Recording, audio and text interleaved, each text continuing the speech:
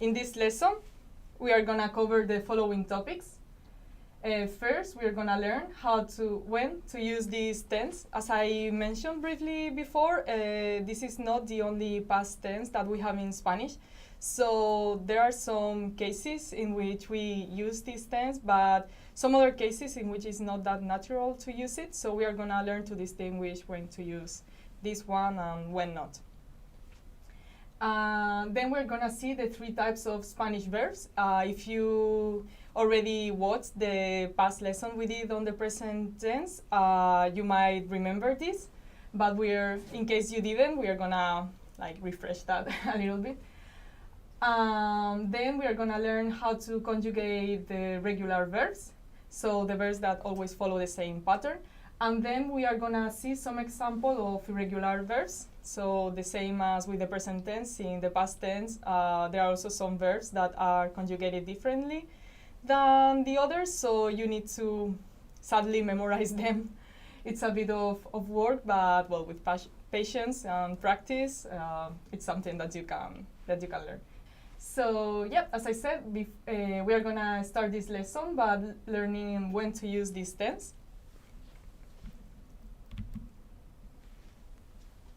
So, as I mentioned, there are more than one past tense in Spanish. The one we are gonna see today is called pretérito perfecto simple.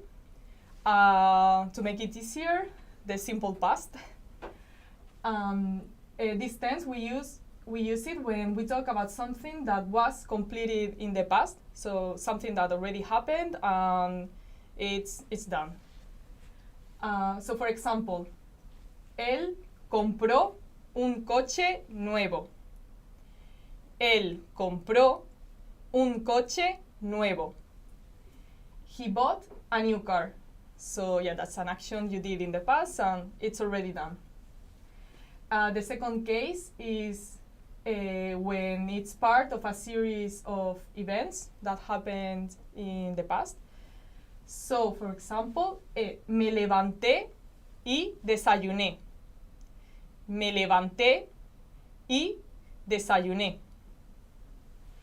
I woke up and ate breakfast. So yeah, it's a series of actions, one done after the other, that happened in the past. Then the third case is when you, for something that went on for a certain amount of time. So for example, yo estudié español 10 años. Yo estudié español 10 años. I studied Spanish for 10 years. So yeah, something that happened over a long period of time in the past. So these are the three cases in which we use the simple past. So we are gonna start seeing also the three types of Spanish verbs. This is something we already saw on our lesson about the present tense, but in case you've forgotten, it's always good to remember. So yeah, as we said before, there are three types of verbs in Spanish, and they are distinguished by their endings. So the two last letters of their infinitive forms is what makes them into these three categories.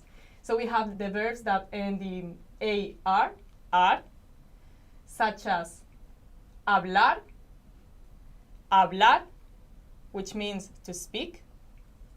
Then the second type are those that end in er, er, such as comer, comer, which means to eat.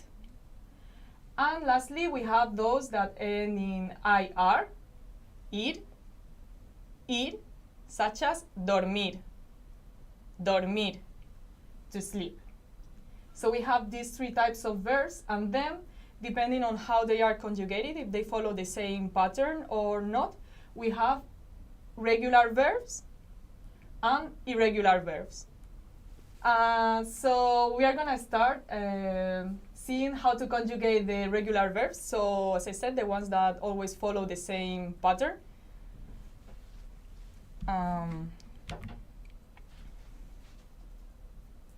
So to conjugate the regular verbs, what you have to do is first identify the stem of the verb. So to identify the stem, you have to omit the ending of the verb. So either ar, or ir. So in the case of hablar, yeah, you take out ar, habl, would be the stem. Comer, com, dormir, dorm. And then once you have the stem, what you do is add the right ending according to the subject. So the ending is different depending on whether you are talking about I, you, he, she, we. So that's it. So first we're gonna start seeing how to conjugate the verbs of the group of verbs that end in ar, in past simple. So the one we use as an example here is the verb hablar, to speak. So we have here on this side all the endings that you need to add to the stem. So for example, yo, I, yo hablé. Yo hablé. That is, I spoke. Tú hablaste. Tú hablaste. You spoke. And tú, as we have mentioned other times, is the informal you. If you want to use the formal you, that would be usted. The ending is o, so usted habló. Usted habló. You spoke. For he or she, él habló, ella habló. So he spoke, she spoke. We spoke would be nosotros hablamos, or if it's a feminine we, it would be nosotros, nosotras hablamos. Nosotras hablamos. For the second person of the plural, vosotros hablasteis, vosotros hablasteis, and if it's like the feminine form, vosotras hablasteis, vosotras hablasteis. As we mentioned before, vosotras is the informal form. If you want to use the formal form, it would be ustedes, ustedes hablaron, ustedes hablaron. But take note that in Latin America, they use ustedes, so the formal way in Spain, for both formal and informal. And then the third person on the plural, ellos hablaron, ellos hablaron, the feminine form, ellas hablaron, ellas hablaron, so they spoke. So now we are gonna see how to conjugate the verbs that end in er. In this case, we have the example of the verb comer, to eat, comer. So as we said before, we have to omit the ending er. So we have the stem, which is com, com, and then we have to add these endings that we see here, depending on the subject. So it could be yo comí, I ate. Tú comiste, you ate. Then, as we said, the formal you could be usted comió, you ate. For the third person of singular, él comió, he ate. And then ella comió, she ate. The plural forms are nosotros comimos. The feminine form could be nosotras comimos, we ate. Then the second person, we have vosotros comisteis, feminine form, vosotras comisteis. This could be the informal second person of the plural in Spain. The formal form could be ustedes comieron. Ustedes comieron. You all ate. And as we mentioned before, in the case of Latin America, it's used both for formal and informal. And then the third person of the plural, ellos comieron. Ellos comieron. And the feminine, ellas comieron. Ellas comieron. They ate. So, as I mentioned, now we are going to learn how to conjugate the verbs that end in ir. So, in this case, we are going to use the example of the verb vivir, vivir, which means to live. As the same we did with the other verbs, we omit the ending, ir. We are left with the stem, which is viv, and then we add these endings that we have here, depending on the subject of the sentence. So let's start with the first person of the singular. Yo viví. Yo viví. That would be I lived. Then tú viviste. Tú viviste. You lived. The third person. That would be the informal version. So if you want to use the formal you, usted, it would be usted vivió. Usted vivió. And the third person, él vivió. Él vivió. So he lived. Ella vivió. Ella vivió. She lived. Now with the plural forms, nosotros vivimos. Nosotros vivimos. The feminine form. Nosotras vivimos. Nosotras vivimos. We lived. So now, with the second person of the plural, the informal form in Spain, vosotros vivisteis, vosotros vivisteis. The feminine, vosotras vivisteis, vosotras vivisteis. Then the formal form in Spain, as mentioned in the other cases, both formal and informal in Latin America, ustedes vivieron. Ustedes vivieron. You all lived.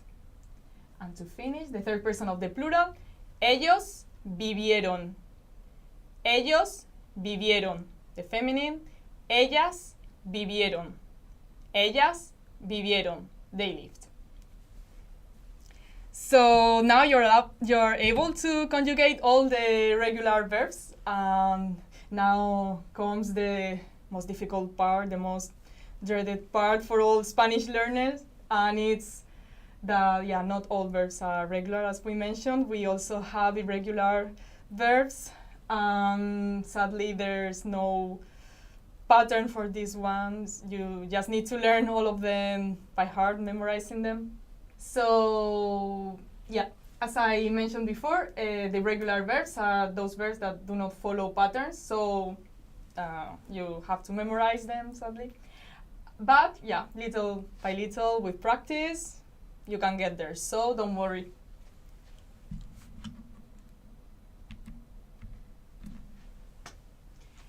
So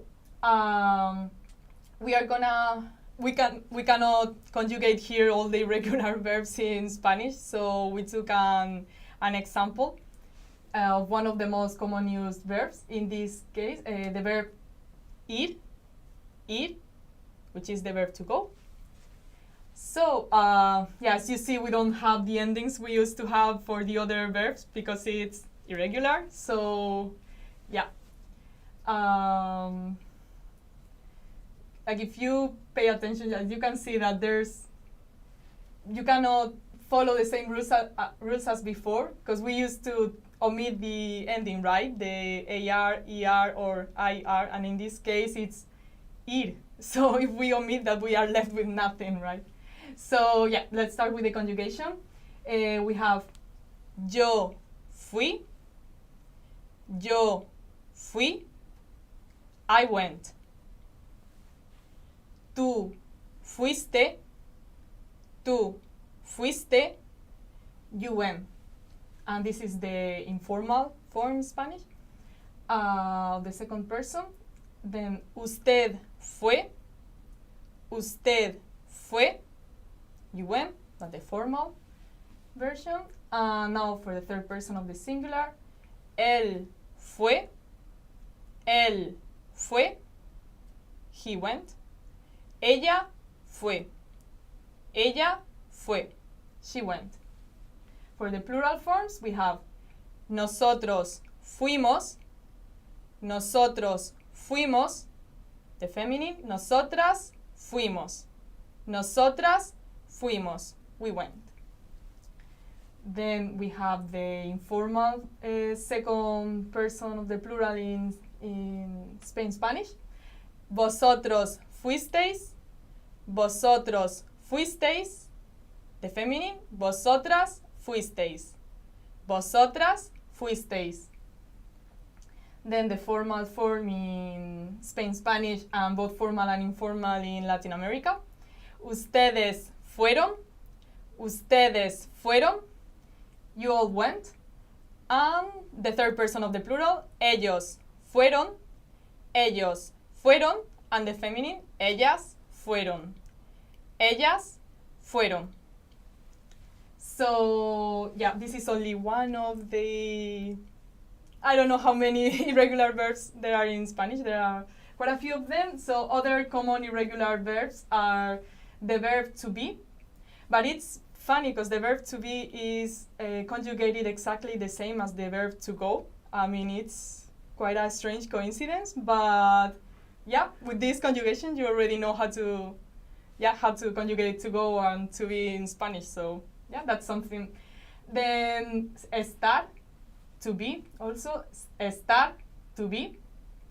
Haber, to have. Hacer, to do. Poder, to be able to. And ver, to see. Yeah, these are only some of those, but yeah, little by little. So to summarize, we use the past simple to talk about something that was completed in the past, for something that was part of a series of events that happened in the past, then for something that went on for a certain amount of time. Then we have three types of verbs depending on their endings. Those that end in ar, ar, ir, or ir, ir. The verbs can be regular and irregular verbs. And to conjugate the regular verbs, as we did before in the exercise, we identify first the stem of the verb, and then up to the stem, the right ending according to the subject. So I hope that was clear. Before leaving today, I wanted to remind you that if you click on the link on the description below, you can have access you can sign up for an account and have access to hundreds of cheat sheets with vocabulary of all possible topics. So yeah, we have some examples here, like back to school, romance, family, dining, business, travel, and lots more. So you can practice Spanish. You will get better in no time.